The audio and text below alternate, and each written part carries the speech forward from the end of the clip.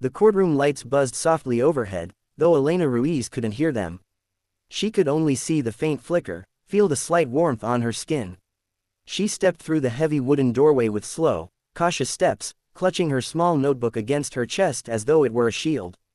The world around her was a blur of movement, people chatting, papers shuffling, chairs scraping, but to her, it was all wrapped in a blanket of silence.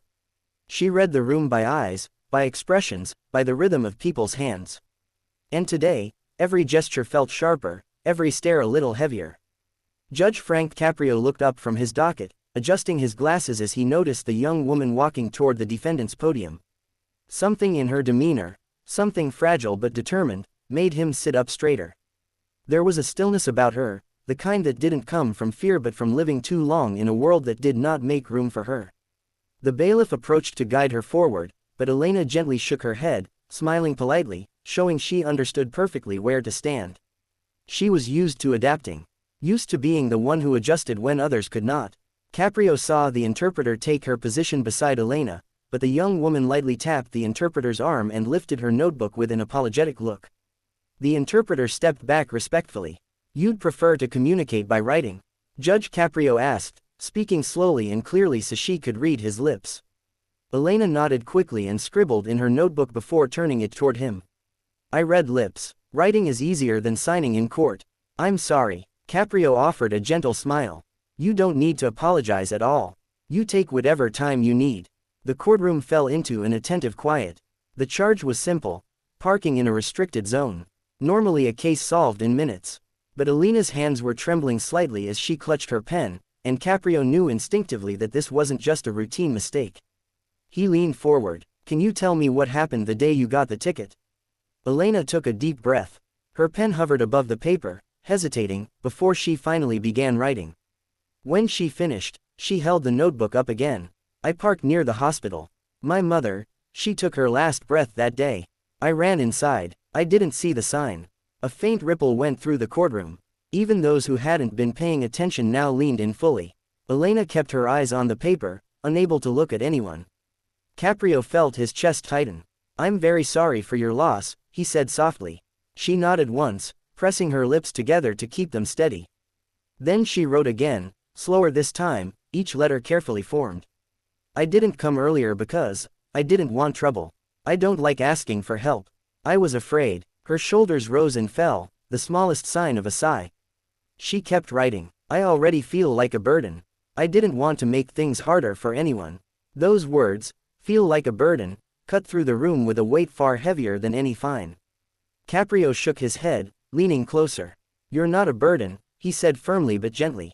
"Not here, not to me." Elena looked up at that, as though she wasn't expecting anyone to say such a thing out loud.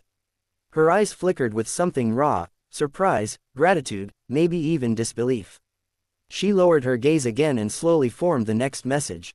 "I've been saving for a hearing implant. Almost enough. If I pay this fine, I won't be able to afford it anymore." A hush swept over the courtroom.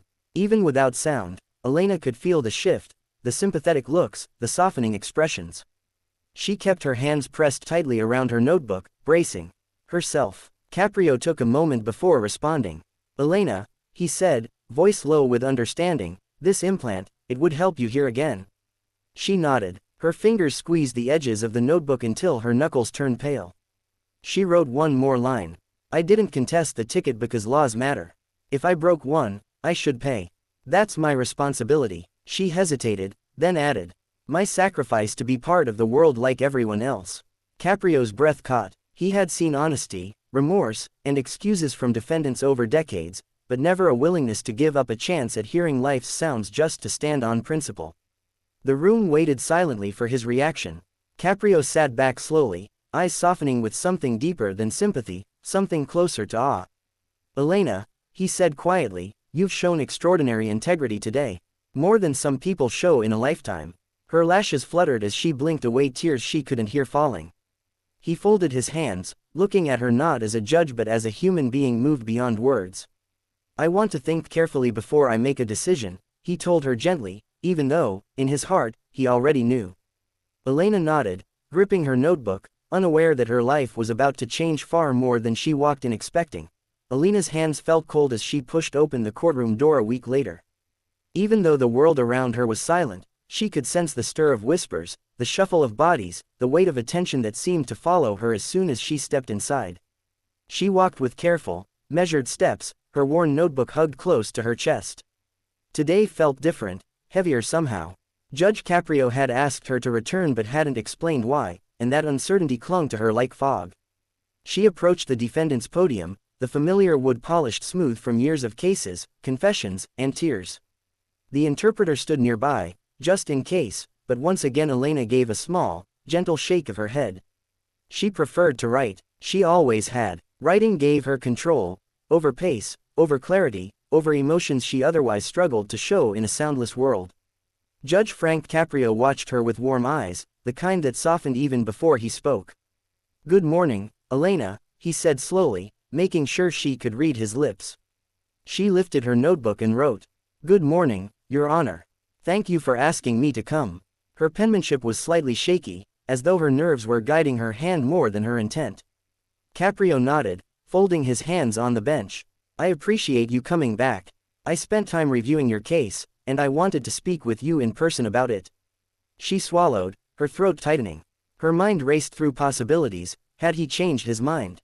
Would she still need to pay the fine? Could her savings survive the hit?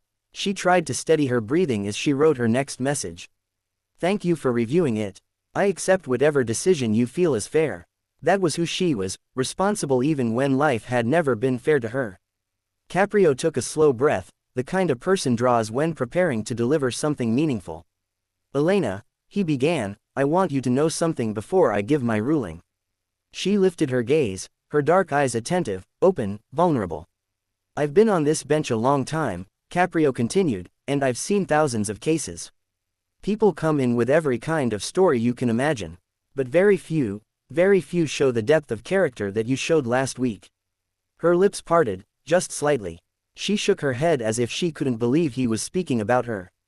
Caprio continued, "You walked in here prepared to give up your chance at hearing, your chance to experience a world of sound, simply because you believed you should take responsibility. Even in grief, even in hardship, you were ready to sacrifice something precious, not for reward, not for sympathy, but because it was the right thing to do." Elena felt her breath hitch. She lowered her eyes, unable to hold his gaze under such sincere praise. Her hands trembled as she wrote, "I didn't do anything special. Anyone should follow the rules." Caprio shook his head gently. "If only that were always true. But not everyone acts with the honesty and courage you've shown." The courtroom was silent, not because it lacked sound, but because everyone seemed to collectively hold their breath. Elena felt the weight of eyes on her, but this time it didn't feel like judgment. It felt like understanding. Caprio straightened slightly. "For that reason, Elena, I am dismissing your ticket entirely." The words hit her like a wave. She blinked rapidly. Her fingertips went numb. She wrote quickly, her script uneven. Thank you so much. I don't deserve this kindness." Caprio's expression softened even further. "Elena, you deserve more than you realize. And there's something else." She froze. Her pen hovered in midair. Her heart beat quicker. She could feel it in her throat, in her fingertips, in the trembling of her knees. Caprio reached beneath his bench and lifted a small white envelope. He held it carefully, almost ceremoniously. "When I heard your story," he said, "I contacted a nonprofit organization that assists individuals who need hearing implants but struggle to afford them. When I shared your situation, they didn't hesitate. They want to help you." Elena frowned slightly, confused, until he finished the sentence. "They are covering the remaining cost of your implant." Her notebook slipped from her hand and landed softly against her leg.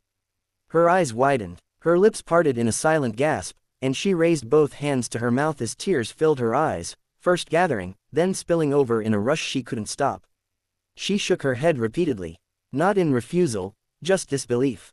Overwhelming disbelief. Her tears came without sound but with all the force of a lifetime of quiet longing. She scribbled frantically, tears staining the page. I don't know what to say. Thank you.